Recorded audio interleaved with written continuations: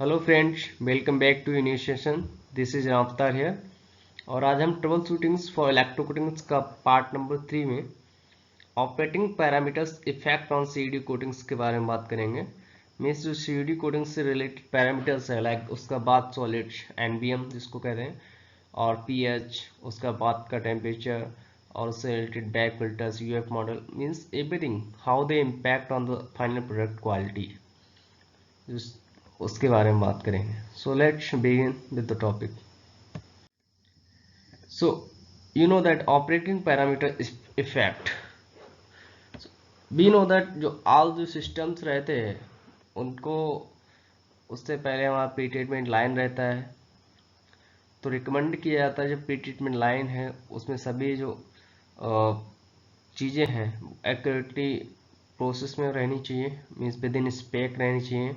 डिगेजिंग के पैरामीटर्स एवं जो आपका फिर उसके बाद एक्टिवेशन एंड फॉस्फेटिंग के। सो फॉस्फेटिंग के स्टेज के बाद आप चेक कर सकते हैं कंपोनेंट को। अगर आपसे कंपोनेंट पे मतलब उसका हैजे अपेयरेंस आ रहा है या उसका ग्रे कोटिंग मिल रहा है बराबर नहीं, तो ये तो आपको प्री ट्रीटमेंट लाइन में चेक करना है आफ्टर फॉस्फेटिंग।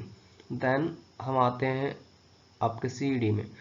सो सीईडी में एक्चुअली उससे रिलेटेड जो भी पैरामीटर्स हैं वो हमको बराबर रखने हैं, और उससे रिलेटेड भी कोई इशू है और हम कैसे डिफेक्ट जो होते हैं उनको मिनिमाइज कर सकते हैं, तो उन चीज़ों पर फोकस करेंगे। और कौन कौन से स्टेज से रिलेटेड कौन कौन सा डिफेक्ट आ सकता है उस पर बात करेंगे। Then moving ahead,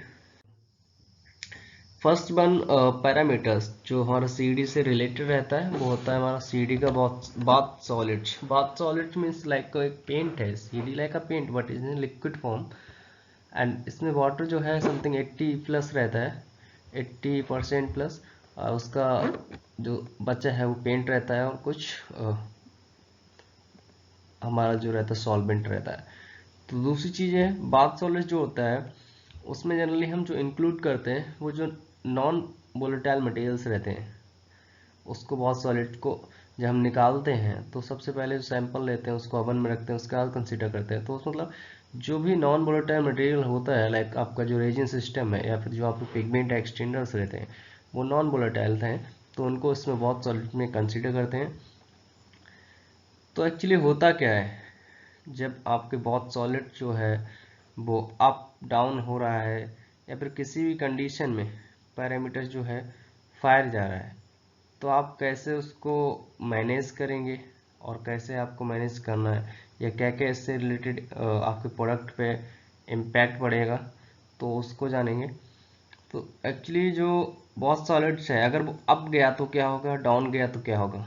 first thing, अगर आपका बहुत सॉलिड अप जा रहा है तो इसका मतलब आपने वहाँ पे इंसफिशियंट जो डी वाटर है उसका फीड नहीं हो रहा है, वो इंसफिशियंट है। और हो सकता है कि एक्सेसिव फीड ऑफ पेंट, आपने पेंट ज़्यादा फीड किया, डोजिंग ज़्यादा कर दिया। Then more drag out of filtrate, means जो फिल्ट्रेशन है उसका ड्रैग आउट ज़्यादा है। समझ रहे क्या, कि मतलब उसमें जो सॉलिड्स है वो बाहर निकल ही नहीं पा रहा है। और उससे डिफेक्ट आते हैं जनरली, जो हमारा हाई फिल्म बिल्डअप होगा, आपका डीएफटी ज़्यादा मिलेगा आपको। देन सीवियर रनिंग, एंड दूसरा है लेस रिकवरी ऑफ पेंट, मतलब पेंट का कंजप्शन ज़्यादा होगा सीधे टर्म में। उसके अगर आपको चेक करना है तो आपको कैसे मेंटेन कर सकते हैं इसको।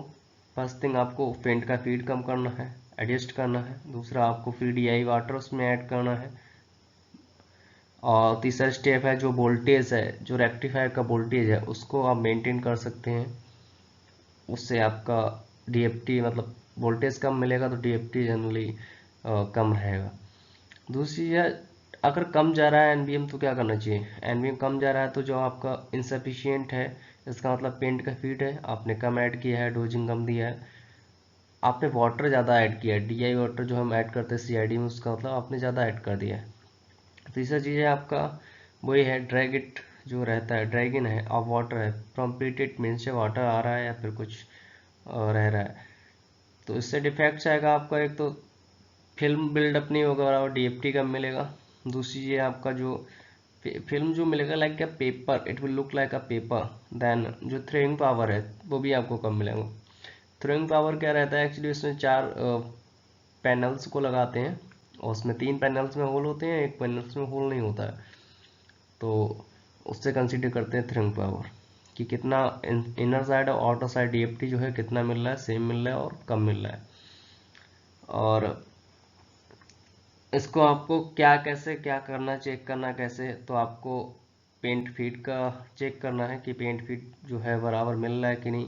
उससे आपको वोल्टेज है उसको थोड़ा बढ़ा देना है, वोल्टेज चेक करना है कि वोल्टेज बराबर मिल रहा है कि मेरा बहुत सॉलिड जो है बराबर है, बट फिर भी रेक्टिफायर का अगर वोल्टेज कम है तब भी डीएफटी बिल्डअप नहीं होगा।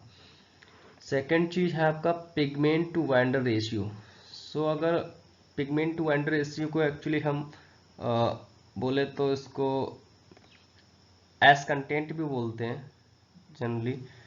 तो आप जानते हैं कि लो पिगमेंट वाइंडर रेशियो रहेगा तो आपका जो ग्लॉस है वो हाई मिलेगा। इसका मतलब उसमें पीबी रेशियो कम है, इसका मतलब आपका उसमें रेजिन अमाउंट ज़्यादा गया है, रेजिन का डोजिंग ज़्यादा किया है आपने और उसमें पिगमेंट और एक्सटेंडर का डोजिंग कम किया है। उसको हम F1 F2 पेस्ट करके बोलते हैं जो डोजिंग करते हैं सीडी में। तो इसका मतलब आपका थ्रेन पावर है जो कम होगा क्योंकि बिकॉज ऑफ सॉलिड्स जो है वो कम रहेगा और डीएफटी भी आपको कम मिलेगा, लेस हाइडिंग मिलेगा, बट आपको ग्लॉस जो है वो ज़्यादा मिलेगा additionally because you are adding more resin in the system. तीसरा चीज़ है जो आपका सेटलिंग है वो भी रहेगा और हो सकता है आपका सेटलिंग हुआ हो उसकी वजह से आपका पीबी रेशियो कम हुआ हो, तो ये चीज़ें आपको चेक करनी है। दूसरा चीज़ है आपका पीबी रेशियो और आप चेक कर सकते हैं लाइक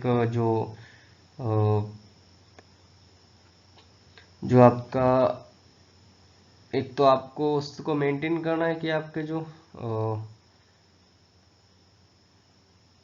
डोजिंग है उसका रेशियो क्या है, 4/1 जनरली रहता है। अगर आपका डोजिंग रेशियो बराबर नहीं हो रहा है तो रियली आपका जो एस कंटेंट है वो अप या डाउन जाएगा। तो अगर अप हो रहा है तो आपको इसका मतलब आपने फीड जो है वो रेशियो में बराबर नहीं दिया है और रेजिन का इमल्सन जो है वो कम हुआ है, पिगमेंट ज़्यादा फीड किया है। अगर तो उससे इम्पैक्ट क्या पड़ेगा, डिफेक्ट क्या रहेगा, आपका ग्लॉस तो आपको कम मिलेगा जब अप रहेगा एस कंटेंट, और फिल्म भी अपीयरेंस भी मतलब अच्छा नहीं रहेगा। तीसरी चीज़ आपको जो आप कैसे मेंटेन कर सकते हैं, तो उसको मेंटेन कर लीजिए एक्चुअली आपको फीड जो है वो आपको इंक्रीज करना पड़ेगा। अगर एस कंटेंट डाउन जा रहा है तब क्या प्रॉब्लम हो सकती है, तो इसका मतलब मेन रीजन है कि काज हो सकता है लाइक आपने इम्बैलेंस फीड रेशियो है आपका और आपका रेजिन जो है इमल्सन है और पिगमेंट का फीड जो है आपने मतलब कम दिया है, रेजिन का ज़्यादा दिया है। दूसरी चीज़ डिफेक्ट आपको मिलेगा, जो थ्रेइंग पावर है वो कम मिलेगा बिकॉज ऑफ सॉलिड्स बराबर नहीं होगा। और जो क्रेटर है वो भी मिलेगा। जनरली हम देखते हैं कभी कभी जब क्रेटर आता है तो हम उसके लिए एस कंटेंट बढ़ाते हैं, तो एस कंटेंट क्या रहता है, उसके बढ़ने से क्रेटर्स रहते हैं वो उसका मतलब मेजरमेंट कम हो जाता है, साइज कम हो जाता है। तो अगर आपका एस कंटेंट कम हुआ तो क्रेटरिंग मिलेगा, उसको कंट्रोल कर सकते हैं आप, मतलब जो आपका डोजिंग है उसको जो डोजिंग रेशियो को मेंटेन करके बढ़ा सकते हैं आप। तीसरी चीज़ है आपका बाथ पीएच। तो जो बात का पीएच है एक्चुअली वो अप डाउन हो सकता है, तो बात का पीएच भी मेंटेन रखना जरूरी है क्योंकि ये डीएफटी में एक बिल्डअप में एक अपना रोल निभाता है। तो अगर ये अप जा रहा है तो इसका मतलब आपने इनसफिशिएंट न्यूट्रलाइजर वहाँ पे ऐड किया है और कुछ तो एल्कलाइन मटेरियल मतलब उसमें आया है, CD line sorry P treatment line से आया हो क्या, ड्रैग हो क्या आया या फिर कहीं से। दूसरा चीज़ आपने अगर हाई पीएच का वाटर यूज़ किया है एनालाइट टैंक में, इसका मतलब तब वहाँ से आपका पीएच राइज हो सकता है। दूसरी चीज़ है इससे होगा क्या, डिफेक्ट क्या मिलेगा, आपका जो बिट्स फॉर्मेशन ज़्यादा हो सकता है बिकॉज ऑफ एल्कलाइन। और तीसरी चीज़ है फिल्म अपीरियंस इतना अच्छा नहीं मिलेगा। और तीसरा चीज़ है आपका फिल्म को थिकनेस बढ़ जाएगा बिकॉज ऑफ पीएच जब बिल्डअप होता है तो उससे आपका थिकनेस बढ़ेगा बिकॉज में एसिड कम रहेगा। और अगर इसको आपको मेजर करना है तो आपको न्यूट्रलाइजर ऐड करना पड़ेगा उसके लिए पीएच को मेंटेन करने की, क्योंकि हम जानते हैं जो न्यूट्रलाइजर होता है वो न्यूट्रलाइजर है, मतलब किसी चीज़ का अगर पीएच कम है तो पीएच ज़्यादा बढ़ता है तो उसके लिए हम न्यूट्रलाइजर ऐड करते हैं। किसी चीज़ आपका फिल्ट्रेशन चेक करें, आपका जो यूएफ है उसका डिस्कार्ड कर सकते हैं अल्ट्रा फिल्ट्रेशन को और नया यूज कर सकते हैं, फ्रेश बना सकते हैं। अगर कम जा रहा है तो इस केस में आपका इसका मतलब आपका जो एसिड है जो रिएक्शन के दौरान सीडीएम बनना है वो रिलीज नहीं हो रहा है वहाँ से। एलाइट सिस्टम को चेक करना है आपको, और उसके लिए आपको देखना है एनोड शील जो है प्रॉपर काम कर रहे हैं कि नहीं कर रहे हैं। इससे आपका जो फिल्म डिफेक्ट है सीडी बिल्डअप कम रहेगा, फिल्म थिकनेस कम मिलेगी। तीसरा चीज़ आपका जो रप्चरिंग है उसका भी इशूज मिल सकता है, क्योंकि वोल्टेज कम रहेगा, क्योंकि वहाँ पे एसिड ज़्यादा रहेगा और फिल्म अपरेश भी इतना अच्छे नहीं मिलेगा। तो इसके लिए भी आप नया फ्रेश यूएफ बना सकते हैं अल्ट्रा फिल्ट्रेशन, और आपको उसका मेम्ब्रेन जो है इंस्पेक्ट करते रहना चाहिए कि बराबर काम कर रहा है कि नहीं। तीसरी चीज़ है बाथ कंडक्टिविटी, चौथा चीज़ है bath conductivity. So bath conductivity again it's a very important parameters of CAD, because conductivity means something is going to conduct, right? Means ions will move from one point to another point, because we know that जो CAD है वो totally depends on ion. Ion move होते हैं, positive charge जो है वो positive charge ion जो होते हैं पेंट के वो जाते हैं अपने CAD कंपोनेंट पे, सबस्ट्रेट पे स्टिक होते हैं, और बिकॉज ऑफ दैट जो है CAD बिल्डअप होता है। सो आयंस का अपना एक ही रोल है, सो उसमें कंडक्टिविटी मेंटेन करना रहता है। तो कंडक्टिविटी अगर डाउन जा रहा है तो उसका मतलब आपने इनसफिशिएंट न्यूट्रलाइजर उसको ऐड किया है, और एल्कलाइन मटेरियल्स जो है उसमें ड्रैग होकर कहीं ना कहीं से आया, बिकॉज ऑफ दैट आपका जो कंडक्टिविटी है वो स्पेक में नहीं रहेगा। उसके लिए आपको डिफेक्ट जो है मिल सकते हैं, बिट्स फॉर्मेशन रहेगा, फिल्म अपीयरेंस अच्छा नहीं मिल सकता है, और उसका थिकनेस पे तो मेन इम्पैक्ट पड़ेगा ही पड़ेगा। अगर कंडक्टिविटी ज़्यादा है डाउन है तो इसका मतलब कम मिलेगा फिल्म थिकनेस। इसके लिए आप न्यूट्रलाइजर ऐड करके उसका मेंटेन कर सकते हैं कंडक्टिविटी। तीसरी है अगर अप गया है तो उस कंडीशन में इसका मतलब आपको न्यूट्रलाइजर इंक्रीज हो गया है इसमें, तो जो मेम्ब्रेन सिस्टम है हो सकता है आपका यूएफ मॉडल के बराबर काम नहीं कर रहा है, और हो सकता है एक्सेस जो बेयर इलेक्ट्रोड है वो ज़्यादा है, उसकी वजह से कंडक्टिविटी इंक्रीज हो सकता है। इसके लिए आपको मिलेगा, आपका जो डिफेक्ट रहेगा जनरली फिल्म थिकनेस ज़्यादा रहेगा, वोल्टेज बिकॉज कंडक्टिविटी अगर मिल रहा है तो ज़्यादा, कभी कभी हमें रप्चरिंग भी देखने में मिलता है बिकॉज ऑफ वोल्टेज। तो वोल्टेज अगर बढ़ता है तो रप्चरिंग भी मिलता है। इसके लिए हमें उसका इंस्पेक्ट करना है, जो हमारा सिस्टम है वो बराबर काम कर रहा है कि नहीं, उसका जो यूएफ मॉडल है उसका जो मेम्ब्रेन है वो बराबर है कि नहीं, बिकॉज ऑफ दैट कंडक्टिविटी आपको मेंटेन नहीं रहेगा। चौथा चीज़ है आपका पांचवा चीज़ है सॉल्वेंट कंटेंट। सॉल्वेंट कंटेंट क्या रहता है एक्चुअली, ये रहता है आपका जो सॉल्वेंट है उसमें कितना ऐड किया है, क्या है उसका, अप जाएगा तो क्या रहेगा, डाउन जाएगा तो क्या रहेगा। तो एक्चुअली सॉल्वेंट जब है कंटेंट अगर डाउन जाता है तो उस कंडीशन में आपका काजेज हो सकता है आपका जो इवेपोरेशन रेट है वो बढ़ गया है, इनसफिशिएंट फीड किया आपने कभी ऐड ही नहीं किया, मतलब डोजिंग का जो टाइमिंग है साइकिल है वो आपका बढ़ गया है, और लेस प्रोडक्शन है, तब आपका जो उसमें सॉल्वेंट है वो जनरली एवोपरेट हो जाएगा। तीसरी चीज़ है अल्ट्रापिटेशन जो है उसका जो ड्रैग फोर्स है वो ज़्यादा है, अगर ड्रैग आउट ज़्यादा है तब भी आपका सॉल्वेंट कंटेंट जो है वो डाउन रहेगा। इस केस में आपका फिल्म थिकनेस आपको कम मिलेगा। चौथी चीज़ अपीयरेंस है उस पर इम्पैक्ट पड़ेगा, because we know that solvent जो रहता है वो अपीयरेंस में एक अपना अलग ही रोल देता है, और वोल्टेज जो है वो हायर आपको अप्लाई करना पड़ेगा, ये भी एक डिफेक्ट है। उस गैस से रप्चरिंग भी मिल सकता है। तो इसके लिए आपको हम कुछ नहीं कर सकते, जनरली सॉल्वेंट का एक्चुअली लेवल डाउन ही जाएगा, कभी अप नहीं होगा अगर आप डोजिंग सही से करोगे, क्योंकि ये इवेपोरेट हो जाएगा बात में से। तो उसके लिए आपको एडिशनली डोजिंग करना पड़ेगा सॉल्वेंट कंटेंट को मतलब मेंटेन करने के लिए। नेक्स्ट थिंग है आपका bath temperature. So bath temperature also like plays a important role. कभी अब चला जाता है जनरली जो हॉट सीजन्स रहते हैं उनमें, और जनरली इसके लिए मेंटेन करने के लिए हमको जो कूलर टाइप का है, कूलर एक रहता है जिसको बोलते हैं डिजॉर्डर ऑफ टेम्परेचर कंट्रोलर बोलते हैं एक्चुअली, उससे कंट्रोल करते हैं। जनरली इसका स्पेक रहता है 28 to 30। सो टेम्परेचर अगर अप जाता है तो उस कंडीशन में आपको देखना है क्या कारण हो सकता है। इसका मतलब डिसऑर्डर, जो कंट्रोलर है वो डिसऑर्डर है, मतलब काम नहीं कर रहा बराबर। उसके वजह से आपको हाई फिल्म थिकनेस मिलेगा, थ्रोइंग पावर है वो कम रहेगा।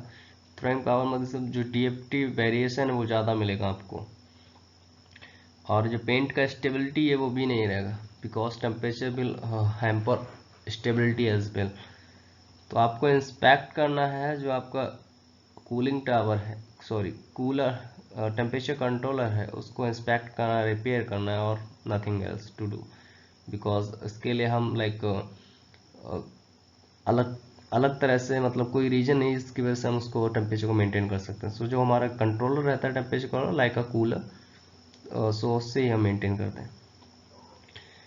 तीसरी चीज़ आपका अगर डाउन गया तो क्या होगा, दूसरी चीज़ तो डाउन गया तो इस कंडीशन में सेम थिंग है, आपको वही चेक करना है temperature controller.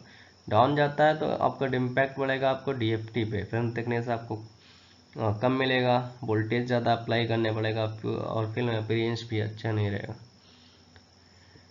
Analyte tank conductive. सो अगर एनालाइट टैंक आपको रहता है, जो एनालाइट टैंक हमारा रहता है एक्चुअली जनरली उसका जो यूज किया जाता है उसमें हम फ्रेश DI वाटर देते हैं जिसका कंट्री लेस देन 10 रहना चाहिए, सॉरी या उसका कंट्री लेस देन 10 रहना चाहिए during input, during giving input in that analyte tank of DI water. But जब वो एक साइकिल में रहता है, जब एनोड शेल से इनपुट जाता है बात को, और आउटपुट जो निकलता है एनालाइट जिसको बोलते हैं फ्री एसिड, तो उसकी वजह से सर्कुलेशन में रहता है, तो उसका जो कंडक्टिव है 600 to 1200 मेंटेन रहना चाहिए। अगर वो कम या ज़्यादा जा रहा है तो इसका मतलब कंडक्टिव इंक्रीज हो रहा है, तो टोटली वो बात का कंडक्टिव भी इंक्रीज करेगा। बिकॉज ऑफ दैट CED में आपको लाइक DFT ज़्यादा मिलेगा, वेरिएशंस आएंगे, मतलब DFT पे वेरिएबल्स मिलेंगे। तो उसके लिए हम फ्रेश DI वाटर जो हमारा ओल्ड एनालाइट टैंक है उसमें जो एनालाइट है उसको और डिस्कार्ड करके फ्रेश DI वाटर ऐड कर सकते हैं और उसको मेंटेन कर सकते हैं कंडक्टिव को। तो इसका आपका इम्पैक्ट मेन पड़ता है आपका जो फ्री एसिड है उसको CD से रिमूव करने के लिए एनालाइट टैंक का यूज़ किया जाता है। सो